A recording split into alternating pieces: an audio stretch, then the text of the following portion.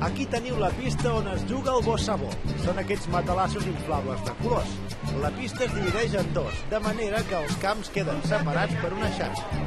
Però vaja, abans de res el que hem de fer és conèixer les normes. Per tant, tots atents al que ens explica l'Alfons.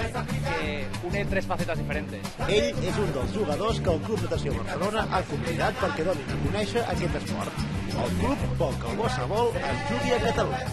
Està format per tres diferents, que són el futbol, el vòlei i gimnàstica. Es tracta de saltar i passar la pilota a l'altre costat de la red, fent un toc de futbol, de vòlei, amb el colze, amb les espatlles, amb el cap. 6 tocs amb tot el teu equip.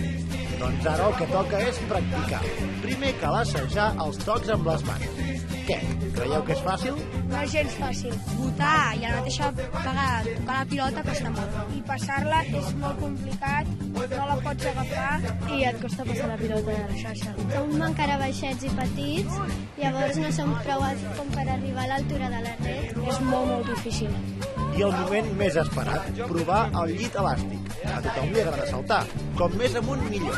Per això és important no flexionar les cames i saltar sempre al mig del cercle. El més xulo és posar-se al mig perquè Ho veus tot a sota teu, com si tu siguessis com si diguéssim el rei.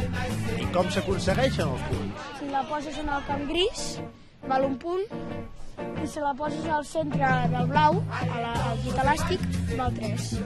Pel que sembla, s'ho estan passant pipa.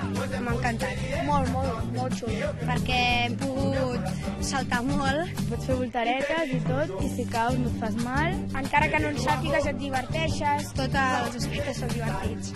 Ells tot just acaben de provar-ho. Els que dominen i molt són els jugadors que els ensenyaven.